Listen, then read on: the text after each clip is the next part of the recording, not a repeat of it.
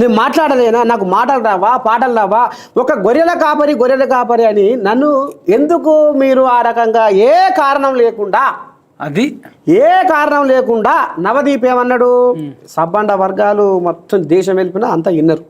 తెలుగు ప్రజలతో పాటు ప్రపంచ దేశాలలో ఉన్న తెలుగు వాళ్ళందరూ విన్నారు. ఏంది పాట బాగుంది, నీ పాట అద్భుతం బాగుంది, కానీ నువ్వు బిగ్ బాస్ హౌస్లో వదులుతావో లేవో డౌట్గా ఉంది. నేను చెప్తా తాత, దాని ఆన్సర్ ఇటు పెట్టు.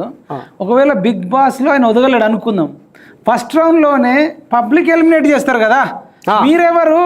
ఇప్పుడు ఆయన ఇంత ప్రపంచంలో ఉన్న తెలుగు వాళ్ళంతా మెచ్చిన ఏఎన్ నరసయ్య తాతను అగ్ని పరీక్ష దాకా సెలెక్ట్ చేసి వదగవు అని ఎట్లా చెప్తున్నారు మీరు? అందులోకి పోతేనే కదా వదుగుడో తెలుస్తుంది.